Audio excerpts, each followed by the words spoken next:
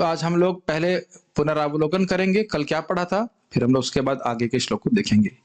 त एकदा तु मुनयः अर्थात शौनकादि ऋषि एक समय में प्रातुर होता होताग्नेहा, सुबह के समय जो यज्ञ कर रहे थे उसमें आहुति देकर के, अग्नि में आहुति देकर के,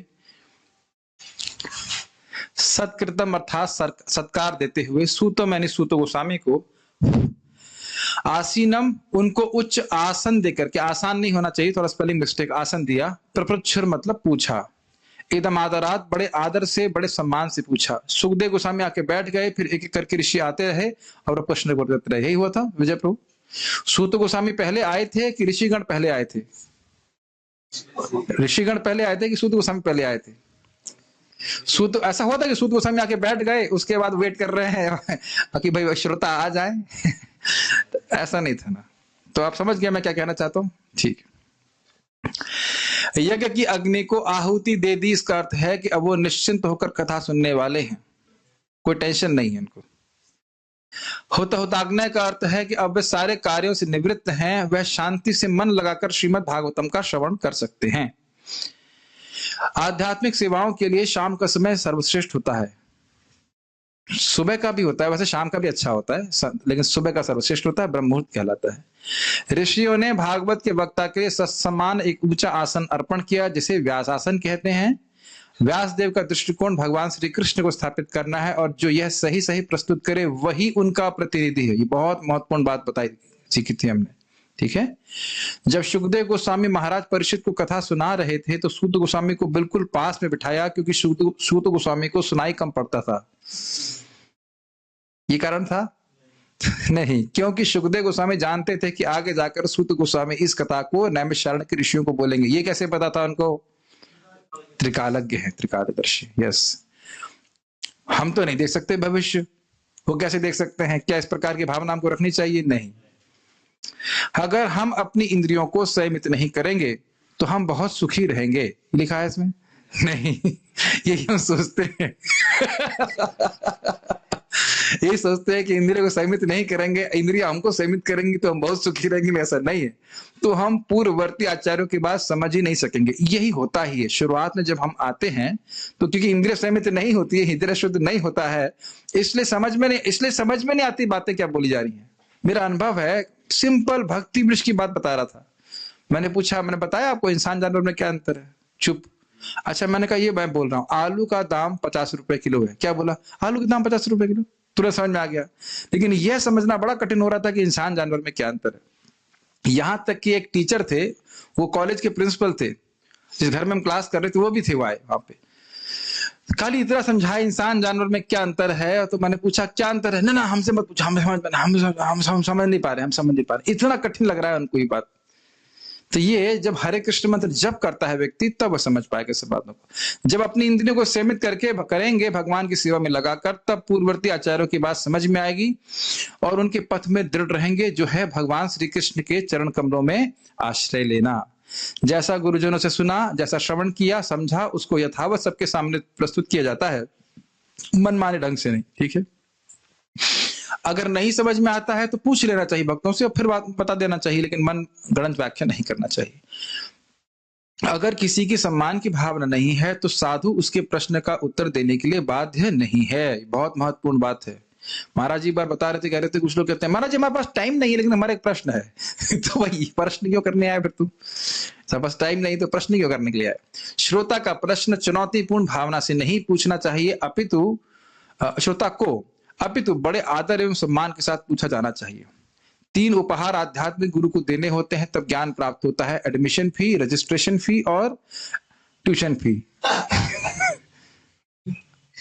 well, it is good. Admission fees is प्रणिपातेन, registration fee is, but you can put it like this: registration fee is pariprashnena and what is the tuition fees is seva. प्रणिपाते मतलब प्रणाम करना व आदर की भावना से गुरु के पास जाना, गुरु प्रमाणिक होना चाहिए। परिप्रश्न मतलब आध्यात्मिक प्रश्न करना कि मेरा पर्स खो गया था, कहाँ गया? नहीं, ऐसे प्रश्न नहीं करने चाहिए। कैसे मैं आध्यात्मिकता में प्रगति करूं? सेवा मतलब उनको संतुष्ट करने के लिए सेवा करनी चाहिए, ठीक है। संतुष्ट करने के लिए, बहुत इंपॉर्टेंट बात है। सेवा का अर्थ यही होता है। फिर वे ज्ञान का उपदेश देंगे, क्योंकि वे भगवान के तत्व को जानने वाले हैं, तत्वदर्शी हैं। एक छोटी सी कहानी सुनाऊं। कल कहानी सुनाना भूल गया था मैं, एक नाम, उसका नाम याद नहीं आ रहा है। दो शुक्राचार्य और उसके काउंटर पार्ट कौन है? बृहस्पति। बृहस्पति के बेटे हुए, इनका नाम था कच्छ। क्या नाम था? कच्छ। तो कच्छ शुक्राचार्य जी के पास गए मृत संजीवनी विद्या को सीखने के लिए, जो मरे हुए को जिला दे। तो उन्होंने कहा ठीक है जाओ 500 साल जाकर सेवा करो, 500 ईयर्स। फिर उसके बाद वो आते हैं, फिर कुछ सिखाते हैं, फिर कहते हैं फिर 500 साल तपस्या करो, तब जाके मृत संजीवनी विद्या उनको प्राप्त होती है। और वह भी शुक्राचार्य की बेटी का नाम क्या था? शर्मिष्ठा की देवयानी, मैं भूल रहा हूं। तो देवयानी शादी करना चाहती थी कच्छ से। तो कच्छ जो है शादी नहीं की, कहते नहीं आप तो मेरे गुरु की बेटी है, मैं शादी नहीं कर सकता। तो उन्हें शाप दिया कि तुम्हारी विद्या तिरोहित हो जाए। तो फिर उन्होंने कहा ठीक है, कच्छ ने भी बोला ठीक है, मैं भी तुमको शाप देता हूं कि तुम्हारा विवाह जो है ब्राह्मण से नहीं होगा। तो फिर इसलिए कालांतर में उनका विवाह ययाति महाराज से होता, क्षत्रिय से। वो नाम भूल रहा हूं, देवयानी ही नाम था शायद उसका, जो भी रहा। तो ये दिक्कत है, क्या हमारे पास कोई मृत संजीवनी विद्या है? हरे कृष्णा कृष्णा कृष्णा हरे हरे, हरे राम राम राम हरे हरे। और चाहे कोई भी शाप दे दे, इस हरे कृष्ण मंत्र की विद्या हमारे पास से जाने वाली नहीं है, क्योंकि हरे कृष्ण मंत्र करने वाला अमृत हो जाता है, भगवान के धाम चला जाएगा। ठीक। तो हम खाली बात कर रहे थे कि इतना तपस्या कराते थे, उसके बाद ज्ञान देते थे। इतना तपस्या हमसे कराया जाएगा तो मंत्र तो दे देंगे तुमको हरे कृष्ण मंत्र, लेकिन 500 साल पहले तपस्या करो। 500 साल 5 महीना तपस्या करने वाले नहीं, 5 दिन तपस्या करने वाले नहीं है। जो विधि भगवत गीता में बताई गई, उसी प्रकार से शौनक आदि ऋषि ने सूत गोस्वामी जी से पूछा।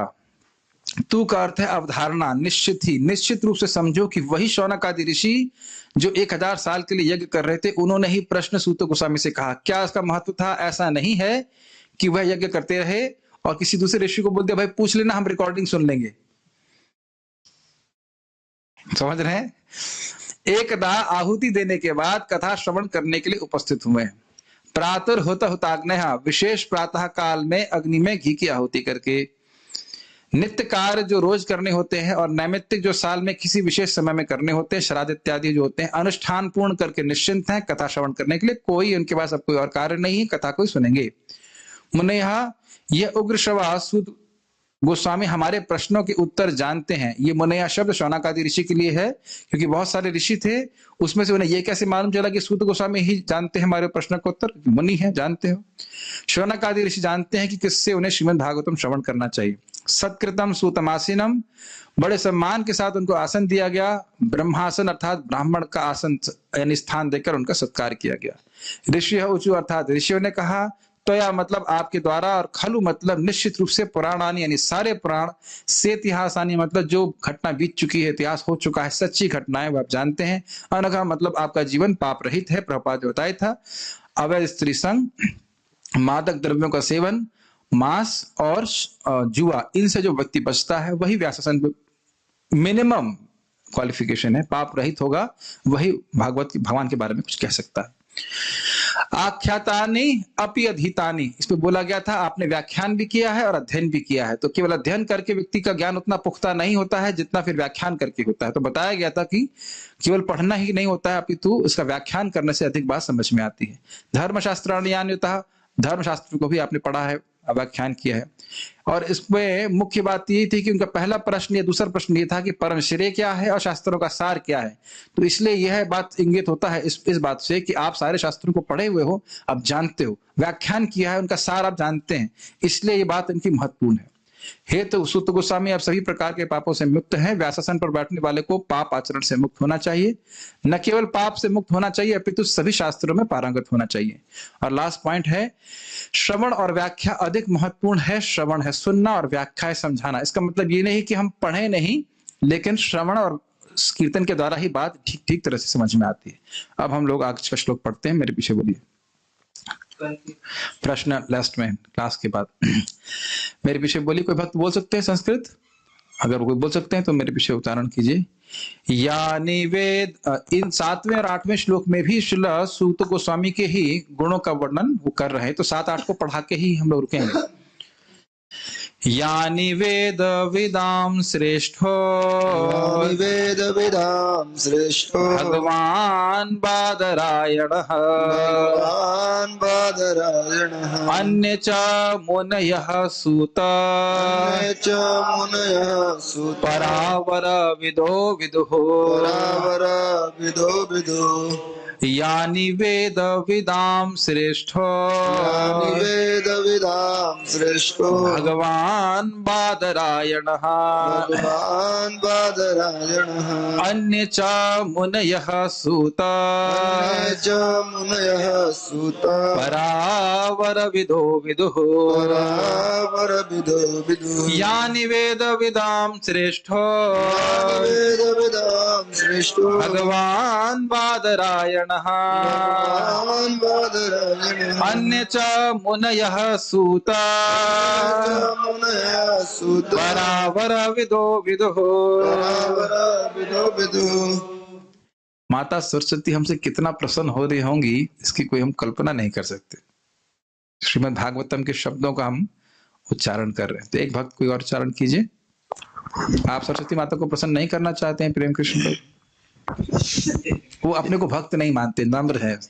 यानि वेद विदाम श्रेष्ठो यानि वेद विदाम श्रेष्ठो भगवान् बादरायणः भगवान बादरायणः अन्ये च मुनयः सूत अन्य च मुनयः सूत परावर विदो विदो परावर विदो विदुः।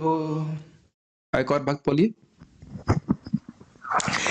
यानि वेद वेदं श्रेष्ठो यानि वेद विदाम श्रेष्ठो भगवान् बादरायणः भगवान बादरायणः अन्ये च मुनयः सूत अन्य च मुनयः सूत परावर विदो विदो परावर विदो विदुः। तो देखिए शब्द के अर्थ बड़े स्पष्ट है, बहुत आसान है। यानी मतलब वह सब, वेद विदाम श्रेष्ठो, वेद विद, वेद को जानने वालों में जो सर्वश्रेष्ठतम है, ज्येष्ठतम है, वो भगवान बादरायण। बादरायण मतलब बदरी जिसका घर है, मतलब उनके आश्रम में उस समय बेर के पेड़ हुआ करते थे। कहाँ? हिमालय में रहते थे, बद्रिक आश्रम कहा जाता है। तो बदरायण का मतलब हो गया बादरायण शील व्यासदेव। वेद जानने वालों में जो सर्वश्रेष्ठ हैं वो हैं व्यासदेव। तो वह जो कुछ जानते हैं वो आप हे सूत गोस्वामी जानते हो। पहली लाइन का अर्थ समझ में आ रहा है? अन्य च मुनेह सूता, हे सूत गोस्वामी जो अन्य मुनि हैं, जो अपनी अपने कुछ मतामत भी देते हैं, परा पर अवर विदुः। पर मतलब परमात्मा, आध्यात्मिक विषय, अवर मतलब भौतिक जगत के बारे में। तो जो भगवान के बारे में जानते हैं और इस जगत के बारे में जानते हैं, जो अन्य मुनि संबंध जो कुछ भी जानते हैं वह सब कुछ भी आप जानते हो। मतलब वेद का जो सार है वो आप जानते हो, और वेद से इतर, वेद से अलग जो लोगों ने अपने मतामत दी है उनको भी जानते हैं। मतलब सही कंक्लूजन जानते हैं, और अगर जहां अन्य शास्त्रों में जो दोष है, शास्त्र नहीं बोलना चाहिए, अन्य सिद्धांतों में जो दोष है उसको भी आप जानते हो। समझ रहे हैं? कई बार श्रील प्रभुपाद जी मायावाद का खंडन करते हैं। क्यों करते हैं? मायावाद पढ़ने की हमको जरूरत नहीं है, लेकिन खंडन समझना, उसमें उसके दोष को समझना पड़ता है हम लोग को। गाड़ी कैसे चलाएं जानना जरूरी है, लेकिन एक्सीडेंट कैसे ना हो यह भी जानना जरूरी है। समझ रहे ना मेरी बात? जैसे आप लोग मशीन चलाते तो मशीन चलाना जानना जरूरी है, लेकिन एक्सीडेंट से बचना यह भी जानना जरूरी है। नहीं समझ रहे हैं? तो कह रहे हैं कि जो भगवान बादरायण जानते हैं वो आप भी जानते हो। इस पे तरह विचार कीजिए, व्यासदेव कितना जानते होंगे, हम लोग कल्पना नहीं कर सकते। और वह सब कुछ श्रील सुत गोस्वामी जानते हैं। कितने अद्भुत हैं, उसका कारण अगले श्लोक में बताया जाएगा। और अन्य जितने भी मुनि हैं, हम तो मुनियों का नाम भी नहीं जानते, वो जो कुछ भी बोलते हैं, क्या बोलते हैं, अलग उनके मतामत है, उन सब मतामत को खंडित करके आप शास्त्रों का सार बता सकते हो। फिर उस श्लोक पे, उस प्रश्न पे नजर रखिए। प्रश्न 2 क्या है? शास्त्रों का सार क्या है जिससे आत्मा सुखी हो, और परम श्रेय क्या है? तो हर मुनि बोल रहा है परम श्रेय ये है, परम श्रेय वो है, परम श्रेय ये है। आप रिलेट कर पा रहे हैं मैं क्या कहना चाहता हूं? और वो हर मुनि ये कह रहा है कि ना, वो सही नहीं बोल रहा है। अगर आप ये करोगे तो आप सुखी होगे, अगर आप ये करोगे तो आप सुखी होगे। शास्त्रों का सार ये है, शास्त्रों का सार ये है, शास्त्रों का सार ये है। समझ में आ रहा है? तो सूत गोस्वामी के इन गुणों को कहना कि आप सब जानते हैं जो श्रील व्यासदेव जानते हैं, और आप उन मुनियों के मतामतों को भी जानते हैं जो अलग अलग मतामत प्रस्तुत करते हैं। मतलब हमें पूरा विश्वास है कि आप हमारे प्रश्न का उत्तर दे पाएंगे। बहुत इससे पहले हम आगे बढ़े, जरा ठहरिए और विचार कीजिए। शौनक आदि ऋषि के हृदय में प्रश्न है या नहीं है? इस समय जब वह सूत गोस्वामी का गुणगान कर रहे हैं 8वें श्लोक तक, तो 9वें श्लोक में पहला प्रश्न है, तो क्या उनके मन में है कि कुछ पूछना है कि नहीं पूछना है? आप मेरी बात समझिए। उन्होंने प्रश्न पूछना है तो उनको विश्वास है कि उनके मन में क्या प्रश्न है, परम श्रेय क्या है, कहां से मालूम चलेगा? अखबार से नहीं मालूम चलेगा, शास्त्र से मालूम चलेगा। लेकिन शास्त्र तो बहुत सारे हैं, तो उनके मन में है कि हाँ भाई, हमें शास्त्रों का सार इनसे पूछना है कि परम श्रेय क्या है। तो वो अपने विश्वास को सूत गोस्वामी पे प्रस्तुत कर रहे हैं, प्रकट कर रहे हैं कि आप सारे शास्त्र को जानने वाले हैं, और वह जो शास्त्रों का सार नहीं है, जो अन्य लोगों ने बोला है, उसको भी आप जानते हो। तो सबको छांट करके आप हमारे सामने प्रस्तुत कर पाएंगे कि विश्वास है उनको, इसलिए श्लोक बोल रहे हैं। Does it make sense? हाँ, ठीक है। तो हम पढ़ रहे हैं अनुवाद। हे सूत गोस्वामी, आप ज्येष्ठतम विद्वान एवं वेदांती होने के कारण ईश्वर के अवतार व्यासदेव के ज्ञान से अवगत हैं। थोड़ा ध्यान दीजिएगा, इस शब्द को जरा ठीक से पढ़िए, इस वाक्य को। हे सूत गोस्वामी, आप इसमें आगे कॉमा लगा सकते हैं। ज्येष्ठतम विद्वान एवं वेदांती होने के कारण ईश्वर के अवतार व्यासदेव के ज्ञान से अवगत हैं। मतलब ये वेद वेदाम श्रेष्ठ भगवान बादरायण, ये है व्यासदेव जी के लिए कहा जा रहा है, और वह जो जानते हैं वो आप जानते हो, ये बात बोल रहे हैं। आप उन अन्य मुनियों को भी जानते हैं। उन मुनियों को जानते हैं मतलब उनके सिद्धांतों को जानते हैं। आपके पास कुछ पढ़ने लिखने के लिए आज है नहीं क्या? कहां देख रहे हैं? सो रहे थे, आंखें खोल के सुन रहे हैं? थोड़ा देखिए बेटा, सामने तो समझ में आएगा। तो आप उन अन्य मुनियों को भी जानते हैं जो सभी प्रकार के भौतिक तथा आध्यात्मिक ज्ञान में निष्णात हैं। देखिए, भौतिक ज्ञान क्या होता है? पृथ्वी के तत्व, सृष्टि के तत्व क्या है, सबका विचार करना। मतलब ये ज्ञान योग की बात मान लीजिए, मोटा मोटी। ज्ञान योग नहीं, सांख्य योग, सांख्य योग की बात। पृथ्वी जल वायु अग्नि आकाश इत्यादि। और आध्यात्मिक ज्ञान मतलब परमात्मा का विज्ञान। तो वह सारा ज्ञान आप जानते हो, ये बात बोल रहे। सारार्थ दर्शनी विदाम इंगित करता है वह लोग जो जानते हैं, वेद को जानने वाले लोग। परावर वेद अर्थात जो लोग सगुण एवं निर्गुण ब्रह्म दोनों से अवगत हैं। मतलब सगुण ब्रह्म कह लीजिए ये जो भौतिक जगत है, और निर्गुण मतलब भगवान के बारे में। बाल प्रबोधिनी किसने लिखी है? किसी को याद है नाम उनका? केदारलाल जी ने। परंतु सूत परंपरा से धर्म, अर्थ, काम आदि विषयों के जो शास्त्र हैं, उनको एक सूत जानने में समर्थ होता है। सूत मागध बंदीगण, ये सब सूत लोग पुराण आदि की बात जानते थे।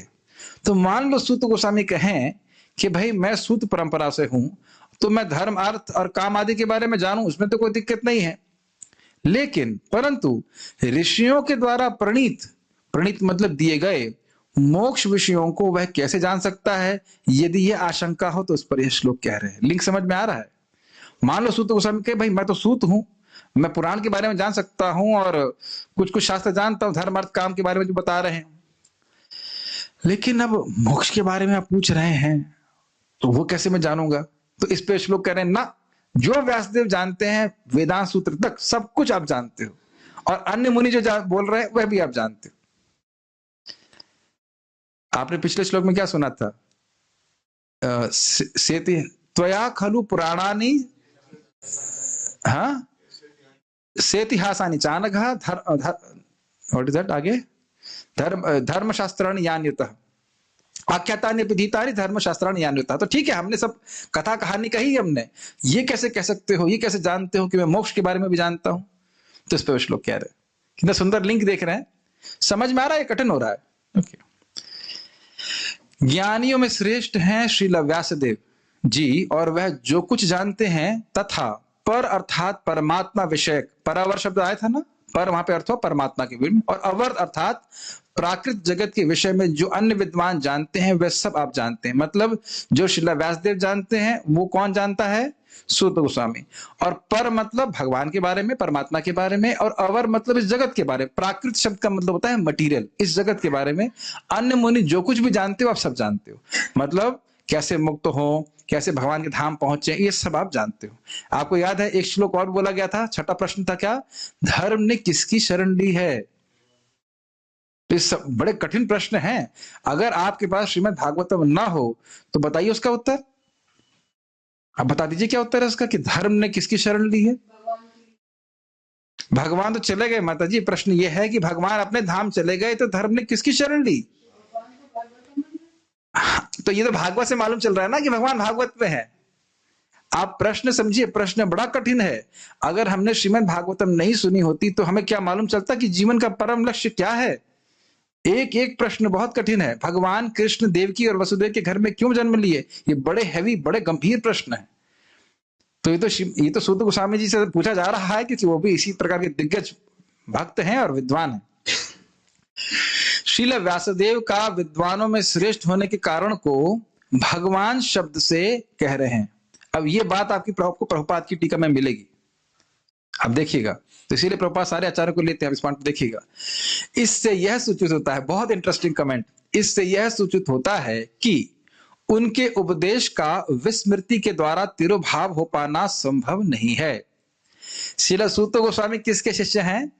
व्यासदेव जी के भी शिष्य। तो व्यासदेव स्वयं भगवान है और वह सब कुछ जानते हैं, और उन्होंने आपको ज्ञान दिया है, तो आप ऐसा नहीं कह सकते हो कि उन्हें दिया तो है लेकिन मैं भूल गया। कितना सुंदर रसमय टीका है। आप समझ रहे हैं मेरी बात? भगवान बादरायण कहने का अर्थ है कि भगवान आपके गुरु रहे हैं, भगवान ने आपको सिखाया है, तो आप ये नहीं कह सकते कि मैं भूल गया ना। भगवान अपनी कृपा से हृदय को ज्ञान करते में प्रकाशित कर सकते हैं ना। तो कहते हैं ना, आप भगवान के शिष्य हैं, जो व्यासदेव जी जानते हैं वो आप जानते हैं। उसका कारण अगले श्लोक में बताएंगे। और आप ये भी नहीं कह सकते कि ज्ञान भूल गया। आप भगवान के शिष्य हो, भगवान की कृपा से आपको सब कुछ याद है, समझ में आता है। देखिए ना, एक एक शब्द का कितना रसमय टीका है। और आपका पुराण आदि की वृत्ति में उत्तम होना यह भी आवश्यक है। इसको सूत शब्द के संबोधन के द्वारा सूचित कर रहे हैं, क्योंकि सूत लोग जो है वो पुराण आदि बोलने में एक्सपर्ट हुआ करते थे। तो सूत बोल रहे हैं मतलब व्यासदेव जो जानते हैं वो तो आप जानते ही हैं, और पुराण इत्यादि को भी आप ठीक से जानने वाले हो, ये बात बोल रहा है। बालकों, क्या ये बाल प्रबोधनी आपको समझ में आ रही है? हे बालका, समझ में आ रहा है ना? कितनी बहुत सिंपल सी है लेकिन बहुत रसमय टीका है। प्रभुपाद जी के तात्पर्य, श्रीमद् भागवत ब्रह्मसूत्र या बादरायणी वेदांत सूत्र की स्वाभाविक टीका है। टीका मतलब कमेंट्री। जैसे मैं कुछ बोल रहा हूं तब प्रभुपाद जी के तात्पर्य पे मैं कुछ तात्पर्य दे रहा हूं, तो मैं प्रभुपाद जी की टीका पे टीका दे रहा हूं। समझ रहे हैं इसको? टीका मतलब टिप्पणी, कमेंट्स। इसे स्वाभाविक कहा जाता है क्योंकि व्यासदेव वेदांत सूत्र तथा समस्त वैदिक साहित्य के सार रूप इस श्रीमद् भागवत के ग्रंथकार हैं। श्रीमद् भागवतम, ब्रह्म सूत्र क्या है, वेदांत सूत्र क्या है, समझना चाहिए। वेद का अंत, ज्ञान का अंत, ऐसे मान के चलिए। वेदों का जो सार है उसको श्रील व्यासदेव जी ने सूत्र रूप में, छोटे छोटे फॉर्मूलों के रूप में रखा हुआ है। जन्मादि अस्य यतः, उसके बाद क्या है, अथात ब्रह्म जिज्ञासा, ततो क्या है, तत्तु समन्वयात, ऐसे छोटे छोटे सूत्रों में रखा है। और इसको समझना कठिन है, इसलिए उन्होंने श्रीमद् भागवतम के रूप में इसकी खुद ही टीका करी। नहीं समझ में आ रहा है? और क्या आप लोग जो लोग सुने हैं 1.1.1 में, आपको पूरा याद ना हो, लेकिन यह तो याद है ना कि दर्शाया गया था किस प्रकार से श्रीमद् भागवतम वेदांत सूत्र के ऊपर टीका है। जैसे बोला गया था धीमहि, तो बोले यहाँ पे शब्द धीमहि आ रहा है, तो वहां पे सूत्र था अथातु ब्रह्म जिज्ञासा। जिज्ञासा का फल होता है मेडिटेशन, धीमहि। तो उसे समझ में आना चाहिए कि यह अथातु ब्रह्म जिज्ञासा के ऊपर टीका है। जो लोग सुन रहे हैं उस बात को, मेरी बात समझ पा रहे होंगे। तो और अगर और पढ़ना चाहते हैं, अंग्रेजी जानते हैं, तो जीव गोस्वामी जी की टीका पढ़ सकते हैं। उसमें और व्याख्या की है कि कैसे कैसे एक एक श्लोक उसका जो है वो टीका है भागवत के ऊपर। व्यासदेव के अतिरिक्त अन्य ऋषिगण यथा गौतम, कणाद, कपिल, कपिल यहाँ पे अर्थ है नास्तिक कपिल, पतंजलि, जैमिनी तथा अष्टावक्र 6 विभिन्न दार्शनिक प्रणालियों के ग्रंथकार हुए हैं। आस्तिकता की पूर्ण व्याख्या वेदांत सूत्र में है, जबकि अन्य दार्शनिक चिंतन प्रणालियों में समस्त कारणों के परम कारण के विषय में कोई उल्लेख नहीं मिलता। समझ में आई? वेदांत सूत्र अपने आप में पूर्ण है और वह भगवान को स्थापित करता है, लेकिन अन्य जो सिद्धांत हैं उसमें भगवान का व्याख्या नहीं होती और वह भगवान को एकदम स्पष्ट रूप से नहीं व्याख्या होती कि गोलोक जाना है, कृष्ण हमारे भगवान हैं, इस सब व्याख्या आप नहीं समझ पाओगे इस प्रकार से। फिर भी हैं और उनकी गलतियों को एक जो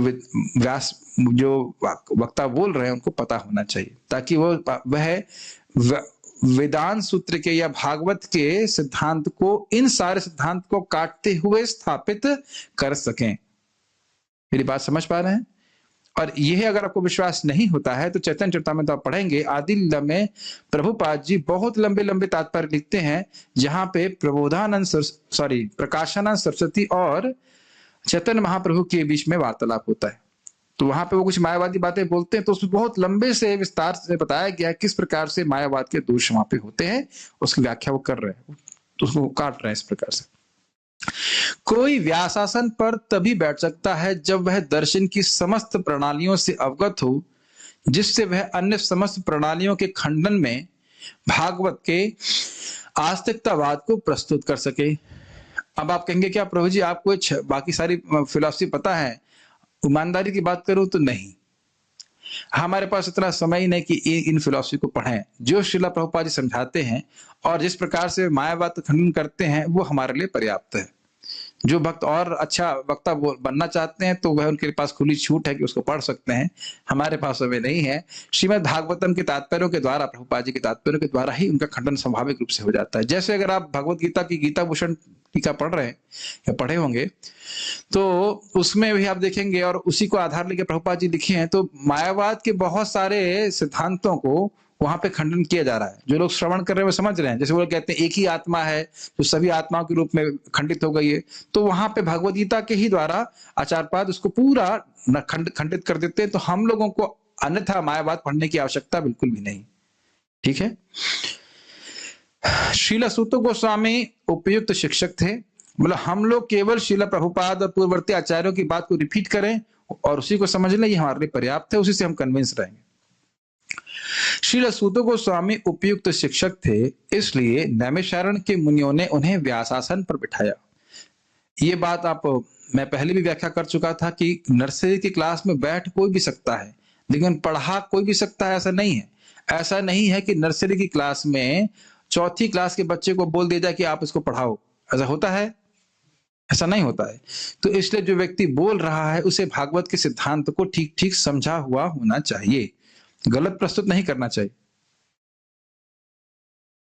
श्रील व्यासदेव को यहाँ पर भगवान कहा गया है क्योंकि वे प्रामाणिक शक्तावेश अवतार है। देखिए बाल प्रबोधिनी में पढ़ा था कि नहीं बात, तो प्रभुपाद जी सारी टीकाओं को लेते हैं इस प्रकार से।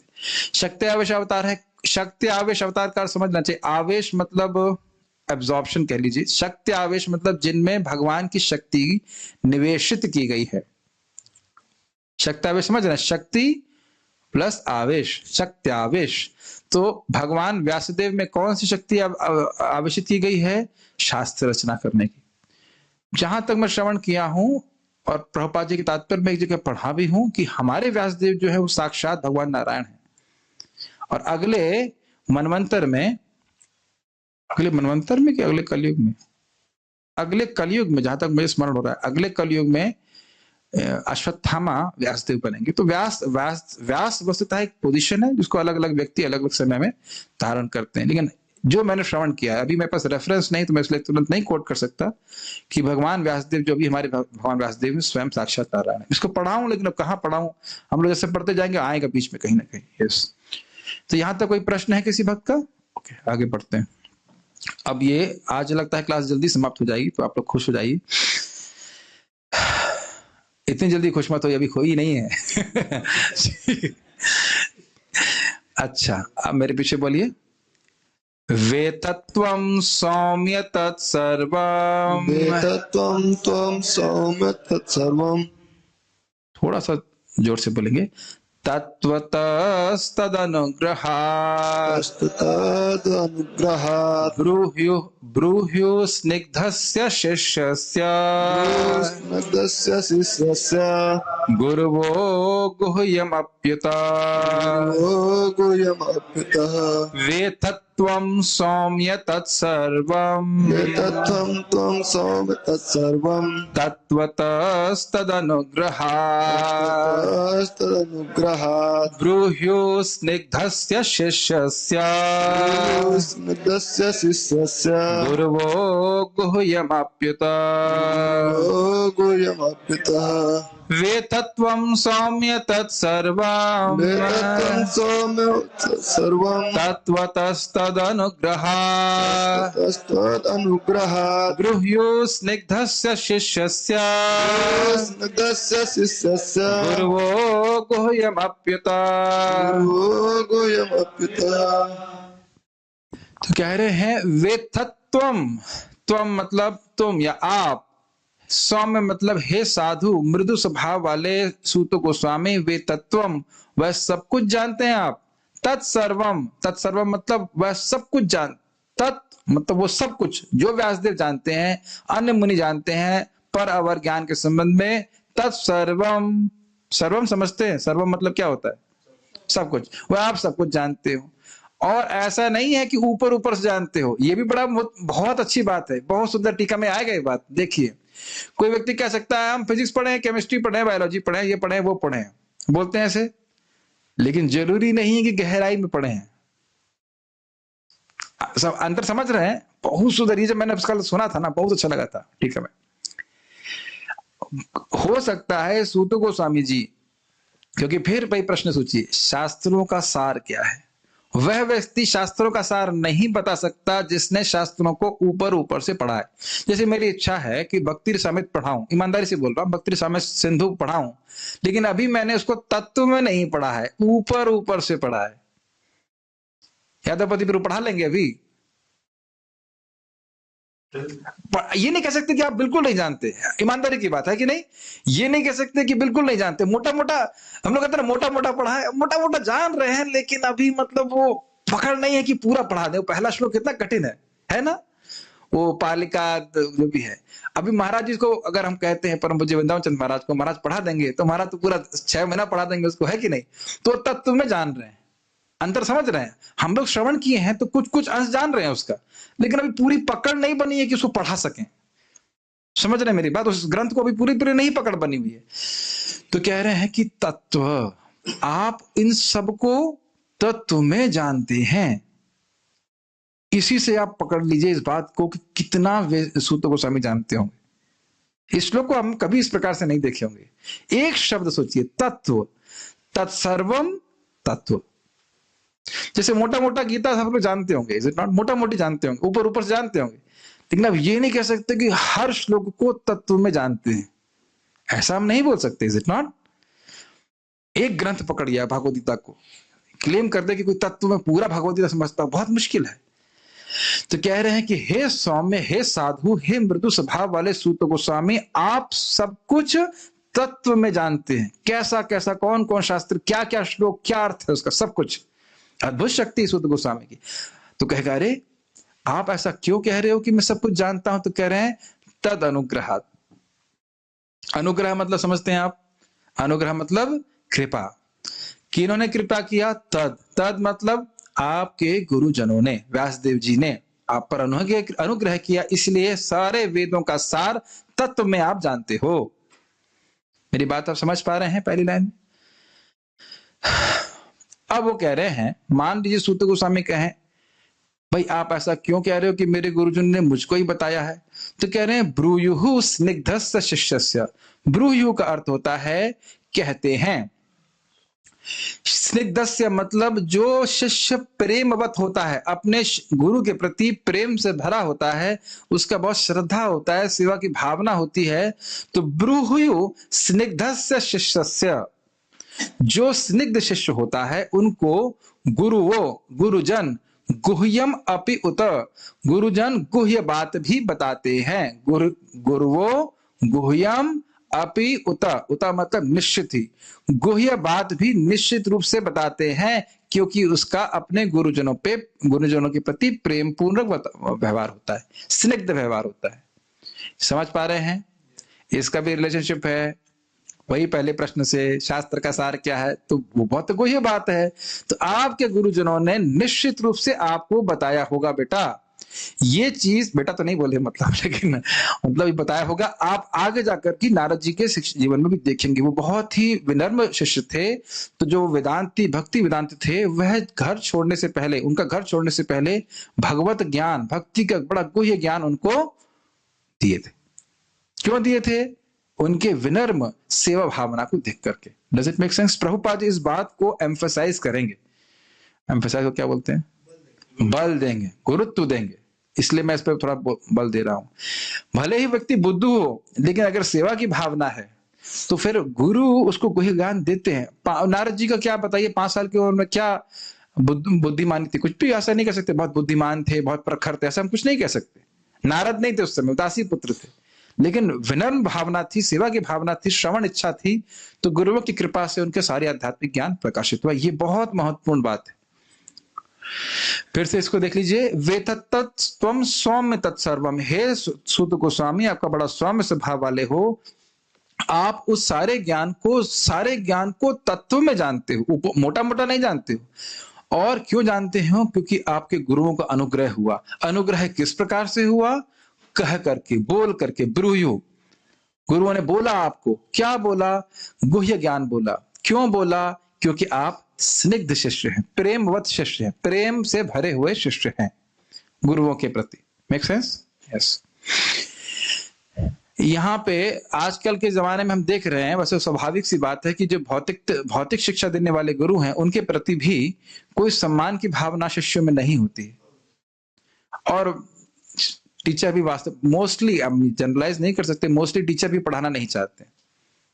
मैंने पूछा, कई जगह इंजीनियरिंग कॉलेज पढ़ाई होती है ना, पढ़ाई ना टीचर पढ़ाना चाहते हैं और ना स्टूडेंट पढ़ना चाहते हैं, तो ज्ञान कैसे ट्रांसफर होगा? लेकिन इसकी व्याख्या की आवश्यकता यहाँ पे नहीं है, लेकिन अब आप समझते हैं इस बात को। अनुवाद, इससे भी अधिक, चूंकि आप विनीत हैं, आपके गुरुओं ने एक सौम्य शिष्य जानकर आप पर सभी तरह से अनुग्रह किया है।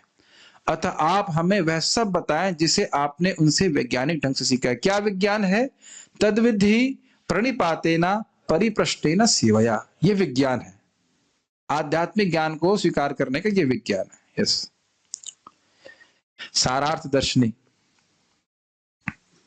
गुरुजनों को उस शिष्य से गोपनीय बात कहनी चाहिए जिसके हृदय में गुरु के प्रति स्नेह हो, अर्थात स्निग्धस्य। समझ में आ रहा है? स्निग्ध का मतलब प्रेम का अर्थ समझ रहे हैं? Eagerness to serve. जहां पे भी प्रेम होता है वहां पे सेवा की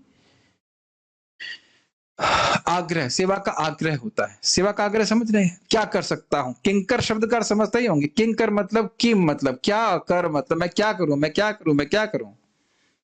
ये एक सेवा की भावना होती है। यह विधिलिंग है तथा इस प्रकार निम्नलिखित विचार व्यक्त करता है। मतलब ये विधि ही है कि जब कोई शिष्य बड़ा प्रेमवत होता है, मतलब बड़ा प्रेम से गुरु की सेवा करता है, तो गुरु स्वाभाविक रूप से उसे गुह्य ज्ञान देना चाहते हैं, गुह्य ज्ञान देते ही हैं। ये विधि है। विधि भगवान ही स्वयं बोले, तद विधि प्रणिपातेना परिप्रश्न सेवया उपदेक्ष्यन्ति ये ज्ञानम ते ज्ञानम ज्ञानिनस् तत्वदर्शिनः। ये विधि भगवान ही बता रहे हैं ना, किस प्रकार से दिव्य ज्ञान हम ग्रहण कर सकते हैं। मेरी बात आप समझ पा रहे हैं? यस। तो ये बात है, चूंकि आप, इसीलिए प्रभुपाद जी इसको वैज्ञानिक शब्द यूज कर रहे हैं। वैज्ञानिक विधि से आपने सीखा है। वैज्ञानिक का मतलब ये नहीं है कि प्रयोगशाला में जाकर एक्सपेरिमेंट कर रहे थे, व्हाइट कोट पहन के करते थे ना हम लोग, वो सब नहीं कर रहे हैं। वैज्ञानिक का मतलब है इट इज एक थ्योरी है, उसके अनुसार आप करना है, फिर हम उसे करते हैं तो हमें उसी प्रकार का फल ज्ञान प्राप्त होता है। चूंकि आप अपने गुरुजनों के प्रति स्नेह रखने वाले शिष्य थे, उन्होंने निश्चित रूप से आपके लिए रहस्य को प्रकट किया होगा और आप उन सभी गोपनीय विषयों को समझ गए होंगे। स्वाभाविक सी बात है कि वेद जब पढ़ा रहा है तो वेद का सार क्या है जो गुरु जानते हैं वह शिष्य को जरूर बताना चाहेंगे। एक छोटी सी कहानी सुनना चाहेंगे आप? ये श्रील रामानुजाचार्य जी की कहानी है। उनके एक शिष्य थे, उनका नाम था दाशरथी। क्या नाम था? दाशरथी। और वह सारे शास्त्रों के प्रकांड पंडित थे। उन्होंने श्रील रामानुजाचार्य जी से पूछा, सर्वधर्मान परित्यज्य श्लोक मुझे समझ में नहीं आ रहा है, आप उसे बताइए, मुझे इसकी व्याख्या करिए मेरे से। अच्छा, तो श्रील रामानुजाचार्य जी के जो गुरु थे उनका नाम था गोष्ठीपूर्ण। क्या नाम था? गोष्ठीपूर्ण। तो उनकी एक बेटी थी। गुरु मतलब केवल सन्यासी नहीं होता। तो उनकी बेटी थी और उनकी बेटी की जब शादी हुई तो वहां ससुराल में उनको बहुत काम करना पड़ता था, आज की तरह नहीं था।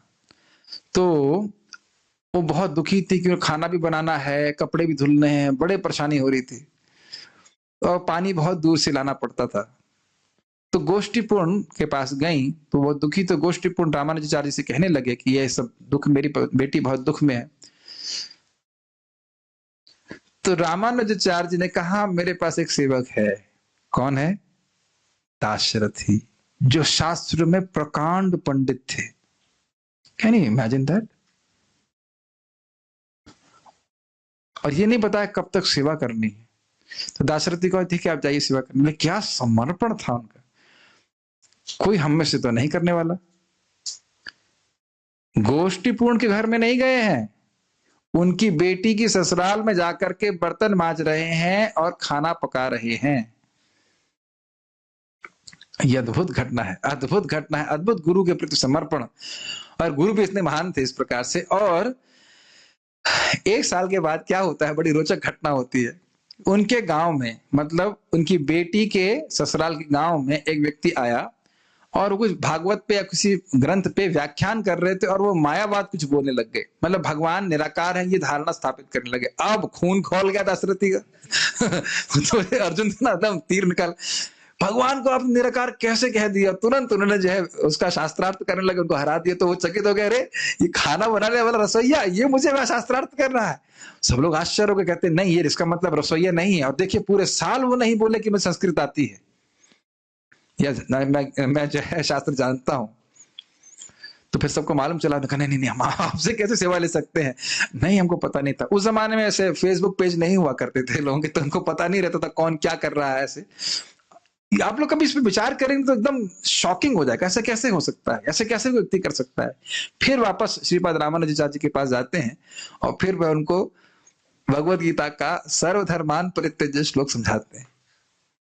इतना मेहनत करी है लोगों ने भगवान के ज्ञान को धारण करने के लिए। ऐसे ही स्वयं श्रीपाद रामानुजाचार्य, वरदराज के सेवक कौन थे, क्या नाम था उनका? कांचीपूर्ण जी, कांचीपूर्ण। तो उनसे कुछ प्रश्न करते हैं भगवान के बारे में, कैसे समझो। तो ने कहा ऐसा करिए, भगवान के लिए जल लेके आइए रोज। तो मटका मटका भर भर करके वरदराज की सेवा करते थे। फिर उनको ज्ञान इस प्रकार से प्राप्त हुआ, भक्ति करके। तो आप समझ रहे हैं, सेवा की जब भावना होती है तब व्यक्ति के हृदय में शास्त्र का ज्ञान प्रकाशित होता है गुरु की कृपा से।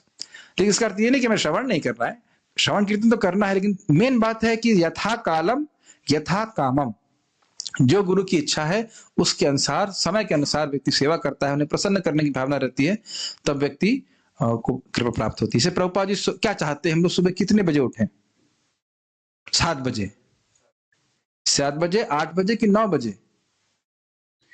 3 बजे तो नहीं चाहते, 3 बजे तो मतलब बहुत मुश्किल होगा। लेकिन प्रभुपाद बोले कम से कम 3:30, 3:30 तो उठो।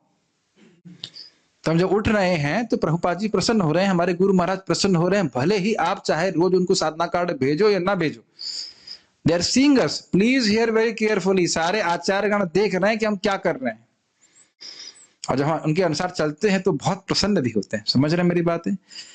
तो एग्जाम्पल है, जब करना होता है, जब करने के लिए बताया है, क्लास सुनना, गुरु पूजा करना, ये सब चीज हम करते हैं और इसके द्वारा प्रभुपाद जी प्रसन्न होते हैं। साथ साथ में जब हम प्रचार करते हैं तब कितना श्रील भक्ति सिद्धांत सरस्वती ठाकुर जी प्रसन्न होते हैं, श्रील प्रभुपाद जी प्रसन्न होते हैं, उसकी आप कल्पना नहीं कर सकते हो। प्रभुपाद जी तात्पर्य में लिखते हैं, कोई एक जीव भक्ति स्वीकार करता है तो भगवान उसे अपनी व्यक्तिगत विजय मानते हैं।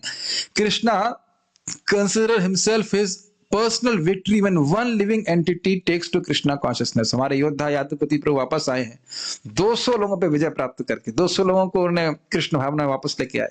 Very happy to see you. Sorry, वे आपको एक बार हरि बोल करके स्वागत करते हैं। हरि बोल। तो यादवपति प्रभु इसी प्रकार से कृष्ण का प्रचार करते रहे, बहुत अच्छी बात है। और हमारे कुछ डिवोटीज भी जो किड जोन में बहुत सारे किड्स को लेके आ रहे, वो किड नहीं है, आत्मा किड नहीं होती है, ठीक है ना, उस सबको आप हरे कृष्णा बोल रहे थे, मुझे बहुत प्रसन्नता हो रही थी। जैसे आज एक माता जी बोल रही थी, उस मुसलमान ने क्या बोला, राम बोला मैम, राम बोला, राम बोला मैम, राम बोला। मैं इतना प्रसन्न हो रहा था सुनकर के, देखो सब बच्चे राम राम राम राम बोल रहे हैं, है ना।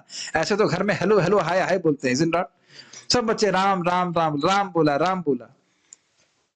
जिह्वान वक्ति भगवद गुण नाम धेम। एक बार भी जिसने कृष्ण का नाम लिया है वो कभी नरक नहीं जा सकता। बच्चे का कम से कम फ्यूचर सील हो गया, बढ़िया हो गया, राम बोल दिया। तो ये सभी लोग इस प्रकार से इस सेवा को करें तो गुरु बहुत प्रसन्न होंगे, श्रील प्रभुपाद प्रसन्न होंगे और हम सभी को आशीर्वाद प्राप्त होगा। मैं इस बात को फोकस करना चाह रहा था। इन गोपनीय विषयों के संबंध में अपने विचार प्रस्तुत करने वाले ऋषियों को अस्वीकार करते हुए हम आपसे प्रश्न करते हैं, जो इन विषयों से संबंधित सभी प्राधिकृत सिद्धांतों के वक्ता हैं। बहुत सुंदर बात बोल रहे हैं। क्या कह रहे हैं? जब उनने कहा कि अन्य मुनेह परावरा विदो विदु, तो कोई क्या, मानव सूत्र गोस्वामी कहते हैं, भाई मैं ही क्यों पूछ रहे हो, मुझसे क्यों पूछ रहे हो, बहुत सारे मुनिजन वो भी हैं, उनसे पूछ लीजिए। कहते हैं ना, वह तो जीवन के लक्ष्य के बारे में अपनी व्याख्या कर रहे हैं कि ये जीवन का लक्ष्य है, ये जीवन का लक्ष्य है। वो अधिकृत व्याख्या नहीं कर रहे हैं, प्रामाणिक व्याख्या नहीं कर रहे हैं। आप क्योंकि गुरुओं के द्वारा अनुग्रहित हैं, आप पर कृपा प्राप्त है, इस कारण से आप समझ पाओगे कि शास्त्र का सार क्या है। और न सिर्फ आप शास्त्र का सार थ्योरी में बोल रहे हो, उस शास्त्र के सार को आपने हृदय में अनुग्रहित नहीं, एब्जॉर्ब किया, क्या बोलेंगे उसको, अनुभूत किया है कि हाँ, सवै पुंसाम परो धर्मो ये तो भक्तिर अधोक्षजय अहेतु की अप्रतिहता ये नात्मा सुप्रसिद्धि। शुद्ध भक्ति प्राप्त करके ही जीव हमेशा के लिए प्रसन्न हो जाएगा। ये सूत गोस्वामी का रियलाइजेशन है, because he is a pure devotee, वो शुद्ध भक्त हैं। समझ रहे मेरी बात? अन्य ऋषि शुद्ध भक्त नहीं है तो वह कुछ थ्योरी बोलेंगे, लेकिन जो अनंत आध्यात्मिक सुख एक भक्त को प्राप्त होता है, वह सूत गोस्वामी को प्राप्त है। My dear devotees, does it make sense? It is realised knowledge, यह उनका अनुभूत विज्ञान है। समझ रहे हैं?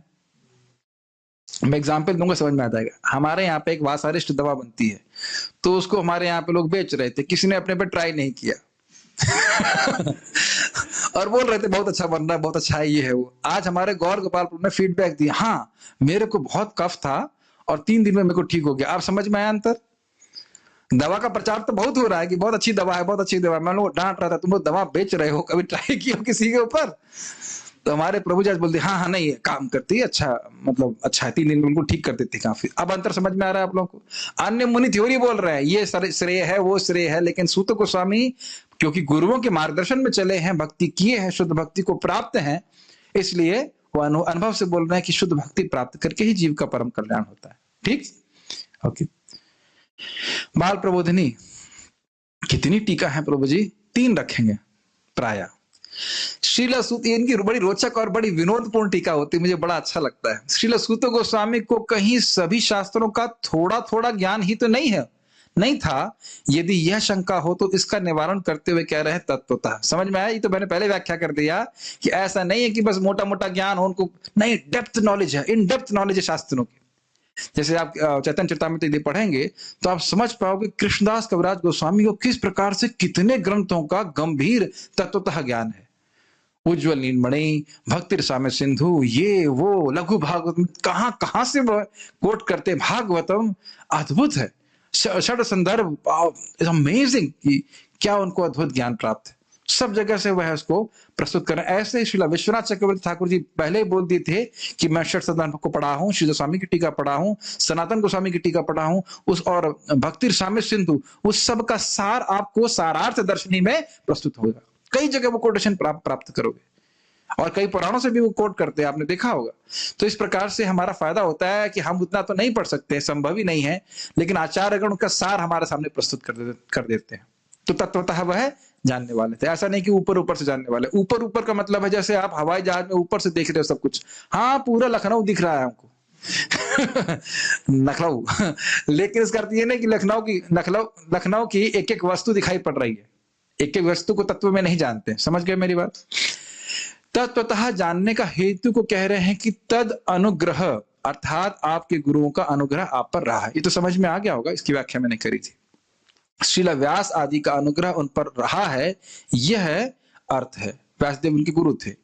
अनुग्रह के हेतु को स्निग्धस्य अर्थात प्रेमवत शिष्य कह रहे हैं।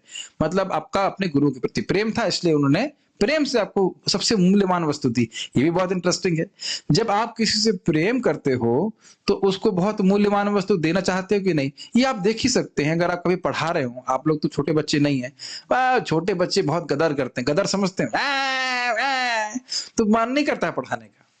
लेकिन अगर बच्चे बड़े प्रेम से सुन रहे हैं, बात कर रहे हैं, तो व्यक्ति की इच्छा होती है पढ़ाने की। Is it not?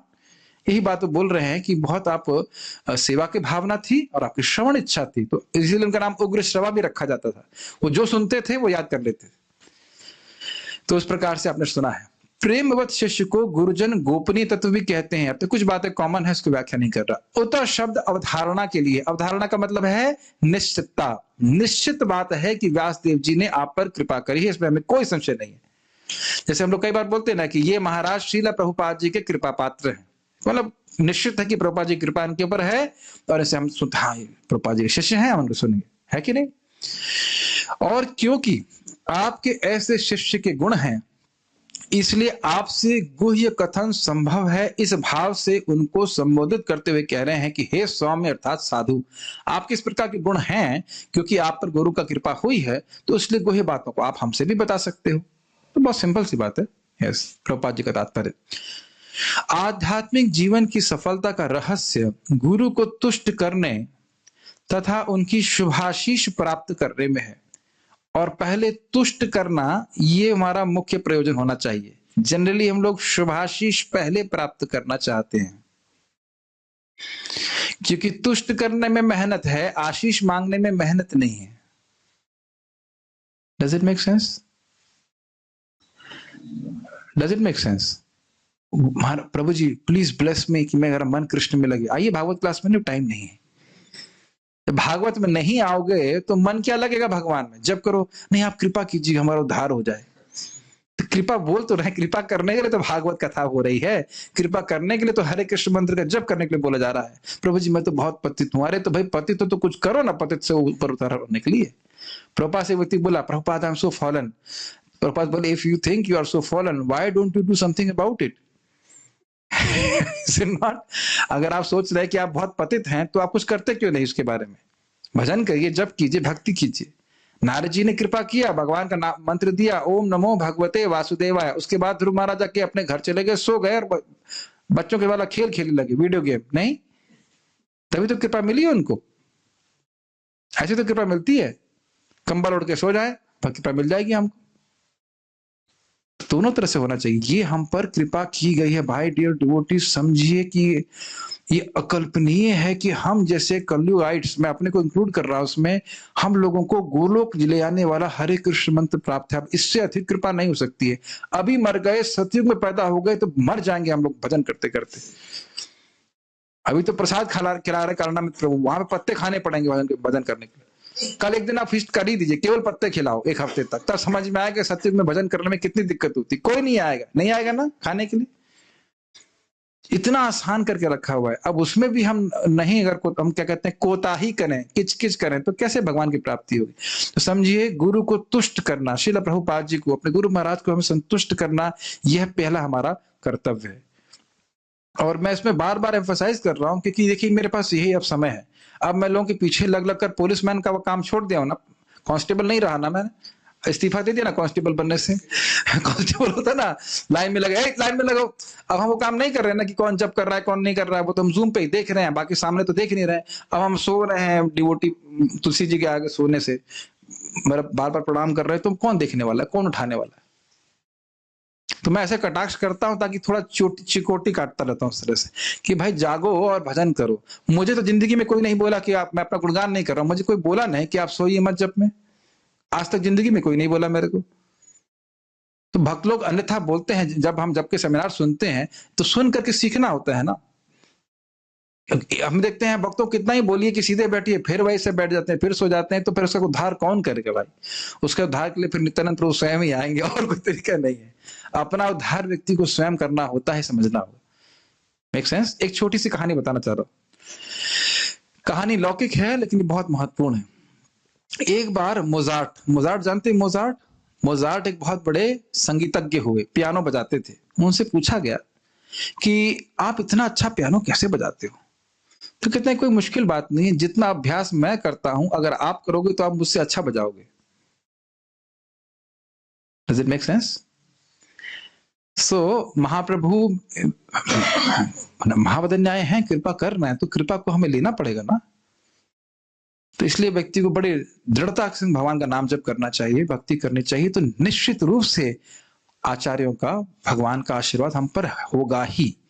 एक छोटा सा कथा और बताना चाहता हूँ। प्रभुपाद जी से, क्या नाम महाराज जी का था, गाते बहुत अच्छा थे, लंबे से थे वो, उनका नाम बोलो, विष्णुजन महाराज। वो प्रभुपाद जी के पास आए, बोले प्रभुपाद जी आप मुझ पे इतनी कृपा क्यों कर रहे हैं? कितना अजीब सा प्रश्न है ना। प्रभुपाद जी आप मुझ पर इतनी कृपा क्यों कर रहे हैं? ऐसा प्रश्न तो हम कभी नहीं करते। तो बोले प्रभुपाद कह रहे हैं कृपा मैं सब पे कर रहा हूं, तुम ले रहे हो कृपा को। प्रभुपाद ग्रंथ है, नाम जप है, सब कुछ है, हमने ग्रहण करना है। गंगा जी बह रही हैं, अब अपना लोटा कितना बड़ा लेके जाते हैं और पीते हैं, उससे वो आपके ऊपर, हमारे ऊपर। मैं एक इससे बैठू आगे जाओ, एक रिफ्लेक्शन है। माघ का महीना चल रहा है क्या? अभी आने फरवरी में ठंडा होता है, जनवरी फरवरी मान लीजिए, तो सारे लोग इकट्ठे होकर गंगा जी में स्नान करते हैं। तो जो लोग ठंडे पानी से डरेंगे वह भी जरूर कूद जाएंगे, ये देखते हुए कि भाई चलो अन्य लोग कूद रहे हैं तो उसका मतलब है कुछ फायदा होगा। समझ में आ रहा है? तो जब भक्तों को देखते हैं भजन करते हुए, तो हमको लगता है भाई भले हमें बहुत लगे कि भजन करना चाहिए कि नहीं करना चाहिए, तो भी उनको देख देख करके हम भक्ति करने लग जाते हैं। श्रीला विश्वनाथ चक्रवर्ती ठाकुर ने गुरु के विषय में अपने सुप्रसिद्ध 8 श्लोकों में इस प्रकार गाया है। मैं अपने गुरु के चरणारविंद में नमस्कार करता हूं, उनको तुष्ट करके ही कोई भगवान को प्रसन्न कर सकता है, और जब वे अप्रसन्न रहते हैं तो आत्म साक्षात्कार के मार्ग में विघ्न ही विघ्न आते हैं। साक्षात हरित्वेन समस्त शास्त्रैः उक्तस्तथा भाव्यत एव सद्भिः, किंतु प्रभु यह प्रिय एव तस्य वंदे गुरु श्री चरणारविंदम। ये 7वां श्लोक था कि साक्षात हरि के प्रतिनिधि हैं, उनको प्रसन्न करने से भगवान प्रसन्न होते हैं, मतलब वह भगवान के प्रतिनिधि हैं। और 8वां क्या बोलते हैं? यस्य प्रसादात् भगवत प्रसादो, यस्य प्रसादात् न गति कुतोपि, ध्यायं स्तुवंस्तस्य यशस्त्री संध्यम, वंदे गुरु श्री चरणारविंदम। यस्य प्रसादात् भगवत प्रसादो, उनको प्रसन्न करके मुझे भगवान की कृपा प्राप्त होगी। यस्य अप्रसादान न गति कुतोपि, उनको अप्रसन्न करके मेरी कोई गति प्राप्त नहीं होगी। तो ये उन गुरु का मैं 3 टाइम ध्यान करता हूं। अब मैं बहुत ही गंभीर बात बोलना चाहता हूं जो श्रील प्रभुपाद जी ने स्वयं कही थी। श्रील प्रभुपाद जी के समय में एक व्यक्ति, उनको टेम्पल कमांडर ने बोला क्या आप मंदिर की सफाई कर सकते हैं? उन्होंने क्या कहा? नहीं। तो टेम्पल कमांडर ने श्रील प्रभुपाद से कहा कि मैं इनको बोला कि आप मंदिर की सफाई कर सकते हैं, तो ये नहीं करना चाहते हैं। तो श्रील प्रभुपाद जी ने कहा कि आप क्यों नहीं करना चाहते हो? तो उन्होंने कहा कि, प्रभुपाद ने कहा यदि मैं कहता हूं कि आप मंदिर की सफाई करें तो क्या आप करेंगे? कहा प्रभुपाद मैं करूंगा। तो फिर प्रभुपाद जी ने कहा कि जो टेम्पल कमांडर ने आज्ञा दी, क्या वह मेरी आज्ञा से भिन्न है? क्या इस बात को आप कैच कर पा रहे हैं? कई बार मेरा अनुभव हुआ, मेरे संग जो भक्त सेवा करने के लिए आए, उन्होंने मुझको मुंह पे बोला कि हम आपकी प्रसन्नता के लिए नहीं कर रहे हैं, मैं लेक्चर में बोल रहा हूं, हम प्रभुपाद की प्रसन्नता के लिए यहाँ पे हैं। और वो अब आश्रम में नहीं रहे, मुझे निकालना नहीं पड़ा, वो स्वयं ही चले गए। Does it make sense to you? Does it really make sense to you? Does it really make sense to you what I'm trying to say? We cannot please Prabhupada if we can't please our Vaishnavas who are representatives of Srila Prabhupada. Does it make sense? क्या मेरी बात आप समझ पा रहे हैं? Just like मेरे गुरु महाराज ने मुझे बोला, महाराज जी पर सनक सनातन प्रभु घर पे आए और एक ही बार मैं जीवन में पूछ पाया 10 साल के बाद महाराज मैं आपकी क्या सेवा कर सकता हूँ? Maharaj how can I please you? तो महाराज बोले सर काउस एंड प्लीज सनक सनातन प्रभु। मैंने कहा अब पहले तो हमारी सनक सनातन प्रभु से थोड़ा बहस हो जाती थी, कभी कभी हम सेवा के संबंध में प्रेम वश। मैंने कहा अब प्रभु जी बड़ी दिक्कत हो गई, अब आपसे हम झगड़ा नहीं कर सकते, बिकॉज आपसे झगड़ा करेंगे तो गुरु महाराज अप्रसन्न हो जाएंगे। And do not think that those words are just spoken by the spiritual master, they are always connected with Krishna, और जो वो बोल रहे हैं वो बहुत महत्वपूर्ण है। Does it make sense? So I can speak for myself. I can please my spiritual master if I please Sanak Sanatan Prabhu. I do not know anybody else. और मैं अपना अनुभव बता रहा हूं, मैं अपना रियलाइजेशन बोल रहा हूं। जैसे मुझे लगता है कि प्रभु जी यहाँ परेशान है, कोई सेवा को देखने वाला नहीं, उनको कोई नहीं मिल रहा है, तो मैं बोल देता प्रभु जी मैं थोड़ा हेल्प करूं, मैं should I come forward and help you? This is called service attitude. Does it make sense? ऐसा नहीं है कि मुझे वो करने की बहुत लालायत हूं, ऐसा करके नहीं, बिकॉज प्रभु जी will be please. This I am not saying I am a pure devotee anything, but this helps me. मुझे इससे लगता है कि मुझे हमेशा आशीर्वाद मिला है। अब मैं इसको ऐसे ही मानता हूं, अनुभूत करता हूं इस बात को। और जब इस बात को हम सोच रहे हैं हम केवल प्रभुपाद जी को सीधे प्रसन्न कर रहे हैं, तो आप सोच सकते हैं ऐसा, और शायद कर भी सकते हैं, बट शायद है इसमें सो ऐसा नहीं होते हैं। देखिए वैष्णव भक्त ऐसा नहीं होते कि आपको जानवर की तरह लगा के रखेंगे, बहुत प्रेम करते हैं प्रभु जी, बहुत प्रेम करते हैं। Every day he makes it a point, he gives me the tulsi offer to his deities because I need it for some reasons. Every day, यहां तक कि अगर मैं सुबह नहीं मिल पाया तो रूम पे आकर के देते हैं। सो ऐसा नहीं है कि वैष्णव लोग बाहर के सेवकों स्वामी की तरह तेल निकालते रहेंगे हमारा। But if a service is given, अगर सेवा दी जाती है और बड़े हम प्रेम से करते हैं, प्रेम को मतलब समझना है बढ़िया से करें ताकि वो भक्त संतुष्ट हो जाएं, तो हम सीख रहे हैं तत् सुख सुखत्वम की भावना। वो व्यक्ति सुखी होगा तो मैं उसको सुखी करके सुखी होऊंगा। ये क्या कहाँ की भावना है? गोलोक की भावना। अपने को सुख करके सुखी होने की भावना हम जिंदगी भर अनादिकाल से करते ही आए हैं, इसे कहते हैं स्वैर आचरण। लेकिन गुरु को संतुष्ट करना, तब हम सीख पाएंगे कि गुरु प्रतिनिधि है, मतलब कृष्ण। अगर ये मान के चलिए कृष्ण बोल रहे होते तो मैं क्या कहता? नहीं, मैं आपका मंदिर साफ नहीं करूंगा, फॉर एग्जाम्पल कोई भी सेवा हो। Does it make sense? तो हो सकता है कि हम बच के चले जाए, हाँ बच गए, हम सेवा नहीं करे, हम टाइम पास कर दिए, लेकिन टाइम तो पास हो ही रहा है अनादिकाल से, और टाइम पास हो जाएगा। तो ये हमने सोचना है। वेरी इंपॉर्टेंट पॉइंट, बहुत हैवी हुआ है, लेकिन ये बात है हैवी ही, ये बहुत गंभीर है। आध्यात्मिक प्रगति ऐसे नहीं हो जाती। आप देखिए श्रील प्रभुपाद जी के शिष्यों ने कितनी तपस्या करी प्रभुपाद जी को संतुष्ट करने के लिए, हम लोग कल्पना भी नहीं कर सकते। लेकिन क्या उन्हें प्रगति नहीं करी? क्या उनको बहुत शास्त्र आते थे? बिल्कुल भी नहीं, लेकिन प्रगति बहुत तीव्र करी। Is it not? आप सब लोग प्रभुपाद जी के लिए अमृत पढ़े हुए, और प्रभुपाद जी ने अपने गुरु को प्रसन्न करने के लिए क्या नहीं कर दिया बताइए? इतनी वृद्धावस्था में अमेरिका जाकर के प्रचार करना कोई आसान बात है बताइए? तो ये बातें सब समझनी चाहिए। और अगर ऐसा व्यक्ति नहीं करता तो जीवन में विघ्न आना स्वाभाविक है, आध्यात्मिक जीवन में विघ्न आएगा ही। और अगर कहीं यह सोचने लगे कि गुरु जी क्या जानते हैं, गुरु तो कुछ नहीं है, मैं बहुत जानता हूं, फिर तो फिनिश, फिर तो कहीं गति ही नहीं, फिर तो खत्म ही हो गई। ठीक है। अतः यह आवश्यक है कि शिष्य अपने प्रमाणिक गुरु के प्रति अत्यंत आज्ञाकारी तथा विनीत रहे। यही बात की व्याख्या चल रही थी कि नहीं? प्रभुपाद जी कह रहे थे कि अगर कोई व्यक्ति बीमार है और डॉक्टर से बोले ये दवा मैं क्यों खाऊं, ये दवा मुझे पसंद नहीं है, इस टाइम क्यों खाऊं, वह क्यों करूं, यह क्यों, ये खाने की वस्तु मैं क्यों नहीं खाऊं, तो कभी ठीक होने वाला है वो? नहीं, कभी ठीक नहीं होने वाला। अपितु आप देखेंगे जब हम बहुत बीमार होते हैं और डॉक्टर के पास जाते हैं, जो लिख देता है उसको कई बार बड़ी ध्यान पूर्वक सुनते हैं कि क्या लिखा है और कैसी दवा खानी है, और फिर हम खाते भी हैं।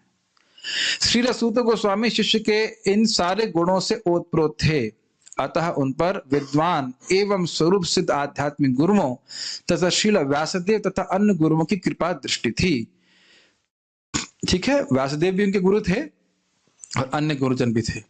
नैमिषारण्य के मुनियों का पूर्ण विश्वास था कि श्रील सूत गोस्वामी प्रामाणिक व्यक्तित्व हैं, इसलिए वे उनसे सुनने के लिए उत्सुक थे। इस संबंध में भगवान कृष्ण की बात आप जानते ही हैं, किस प्रकार से उन्होंने बड़े निष्कपट भाव से उज्जैन में सांदीपनि मुनि की सेवा करी थी। तो भगवान तो स्वयं सारे ज्ञान के आगार हैं, लेकिन फिर भी दर्शा रहे हैं किस प्रकार से गुरु की सेवा करनी चाहिए।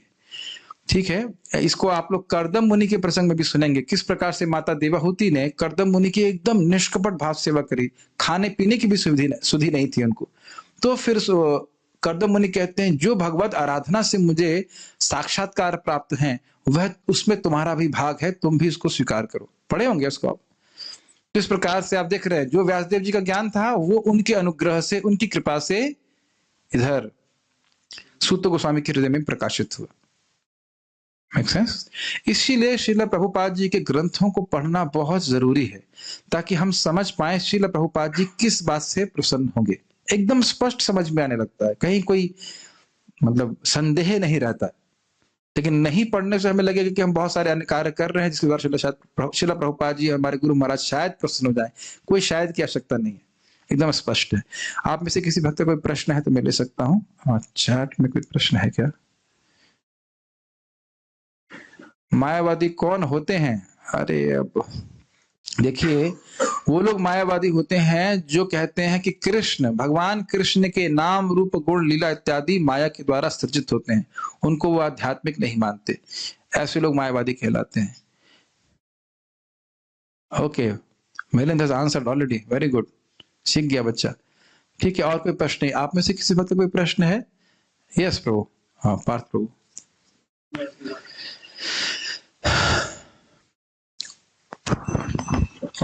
हरे कृष्णा। तो अगर ये ऋषि मुनियों को सब पता था, उनको पता, ये सर्वज्ञ थे, तो उनके प्रश्न क्यों थे? हाँ, मुझे लग रहा था ये प्रश्न आएगा कि मुनि अगर सर्वज्ञ थे तो फिर सूत गोस्वामी से प्रश्न क्यों कर रहे हैं। देखिए, आपको अपनी मुनियों की स्टेज को समझना चाहिए। मुनि पहले सकाम कर्म में आसक्त थे, फिर वह रोमहर्षण सूत से सुन करके आध्यात्मिक जिज्ञासाओं में प्रवृत्त हुए। उसके बाद अब सूत गोस्वामी से सुन रहे हैं तो वो शुद्ध भक्ति में स्थित हो रहे हैं। तो वो स्टेज पे है, वो जिज्ञासु हैं और सूत गोस्वामी से सुन रहे हैं। दूसरा बात, सनातन गोस्वामी पाद जब चैतन्य महाप्रभु के पास जाते हैं तो प्रश्न क्या करते हैं? के आमी केने आमाए जारा तापत्रय, मैं कौन हूं और मुझे 3 ताप क्यों सता रहे हैं? तो क्या लगता है आपको, सनातन गोस्वामी पाद को ये अर्थ पता नहीं, इनको पता नहीं कि वो कौन है? लेकिन महाप्रभु कहते हैं कि ये अद्भुत बात है कि आप जानते हो इन प्रश्नों का उत्तर, फिर भी आप पूछ रहे हो, क्योंकि ये साधु का स्वभाव होता है। ऐसे विदुर जी से आप भागवत में देखेंगे, विदुर जी मैत्रेय मुनि से प्रश्न कर रहे हैं, ऐसा नहीं कि उनको पता नहीं है, फिर भी वो पूछते हैं। लेकिन यहाँ पे शौनक आदि ऋषि वाकई जिज्ञासु हैं और लोगों के कल्याण के लिए पूछ रहे हैं। सबसे इंपॉर्टेंट बात तो ये भी है, आपको याद हो कि हम लोग प्रभुपाद जी के तात्पर्य को पढ़ चुके हैं पिछले, उसमें कहते हैं कि जो वैष्णव है वो हमेशा अन्य लोगों के कल्याण के लिए चिंतित रहते हैं। तो अगर उन्होंने ये प्रश्न 6 नहीं किए होते तो भागवत प्रकृति नहीं होती। तो 6 भागवत के जो प्रश्न हैं, शौनक आदि ऋषि को तो पता है, लेकिन उन्हें प्रश्न किए और सूत गोस्वामी जी बोले, उसको रिकॉर्ड किया गया हमारे लिए। ठीक है ना? और वयम तुना वितृप्यामा उत्तम श्लोक विक्रमे यशृण्वताम रस ज्ञानाम स्वादु स्वादु पदे पदे। वो कभी तृप्त नहीं होते। वो आप अभी आगे पढ़ने वाले।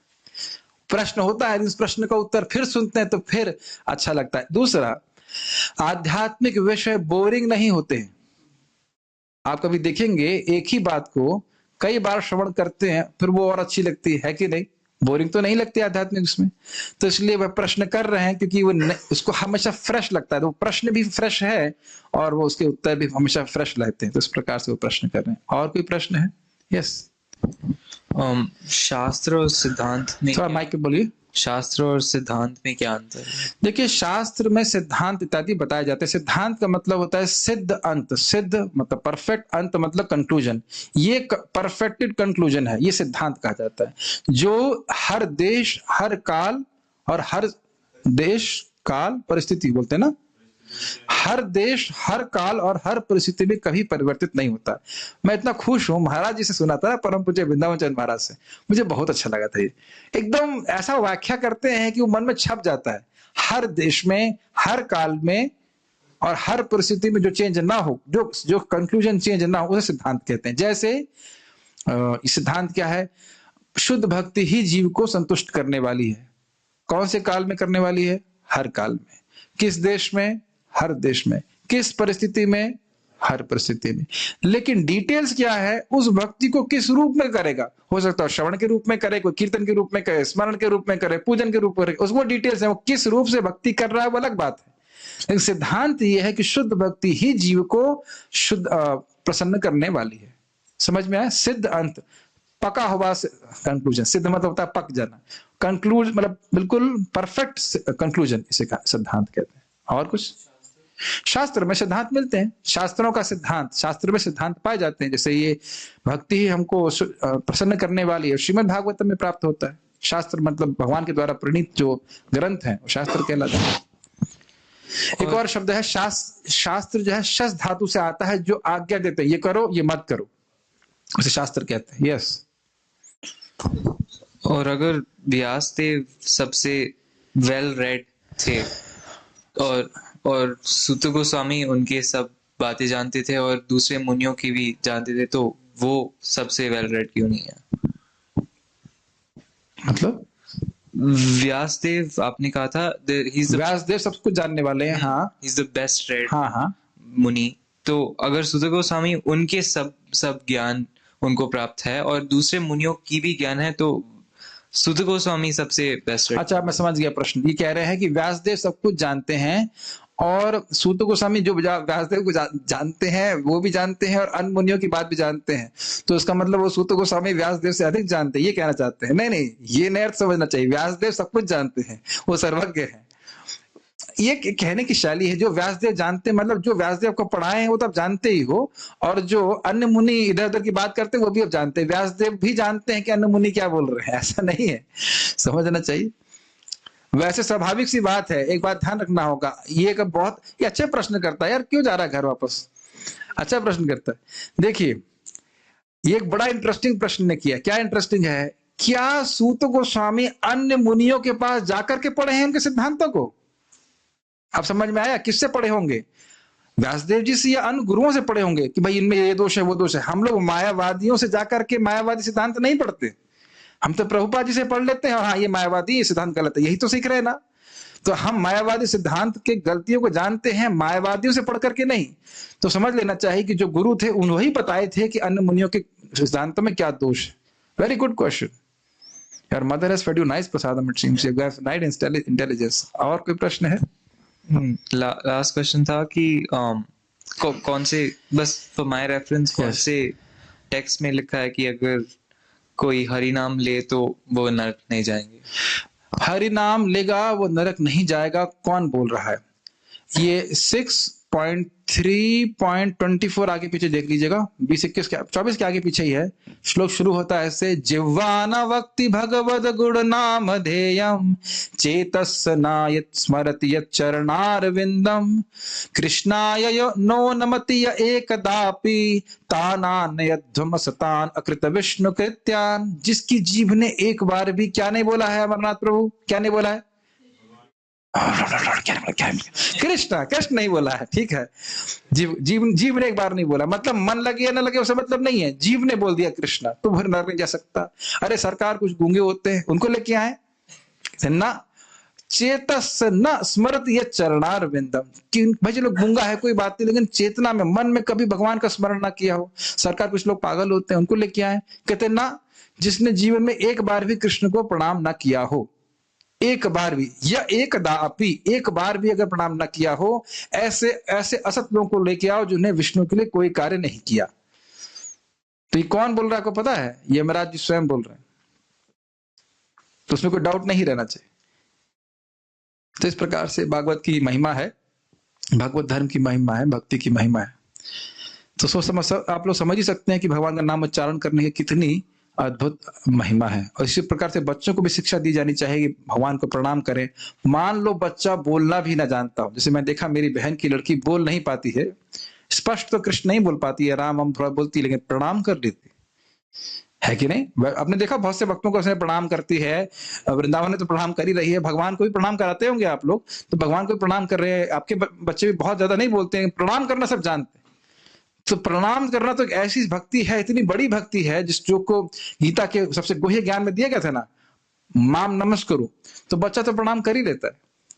कितने हम भक्तों को देखते हैं, छोटे बच्चे को लेके आएंगे, उसको पूरा लिटा देते हैं भगवान के सामने, वो भी प्रणाम कर लेता है। दंडवत, बेचारा वो तो दंडवत ही करेगा, उठ ही नहीं सकता, पंचांग करने की शक्ति नहीं, दंडवत ही करेगा, है ना। तो ये सब लाभ है भक्ति के। ठीक है, और कोई? यस। ये अगला, I feel it's not a very intelligent question, but if make it intelligent, don't worry. अगर व्यासदेव नारायण है और अश्वत्थामा अगले जन्म में अगले साइकिल में व्यासदेव बनेंगे, तो इस अश्वत्थामा नारायण नहीं नहीं, देखिए ये अच्छा प्रश्न है, ये भी अच्छा प्रश्न है कि इस आपने बोला कि ये व्यासदेव नारायण है और अगले व्यासदेव अश्वत्थामा होंगी, तो क्या अश्वत्थामा नारायण हो? ऐसा नहीं है। जब कोई विशेष स्थान को मतलब खाली रह जाता है तो भगवान जो है उस पर अधिष्ठित हो जाते हैं। इसलिए कभी किसी को ये नहीं सोचना चाहिए कि मैं नहीं रहूंगा तो सेवा नहीं होगी, भगवान स्वयं ही सेवा कर लेंगे। समझ में आया? मान लीजिए कोई प्रीचिंग करने के लिए नहीं हुआ तो भगवान खुद ही आ जाएंगे, खुद ही प्रीचिंग कर देंगे। भगवान को जरूरत नहीं है, हमें जरूरत है शुद्ध होने के लिए, कभी नहीं सोचना चाहिए। हाँ, तो भक्त लोग कोट दे रहे हैं 6.3.24 was the shloka which I quoted, 24 याद था मेरे को।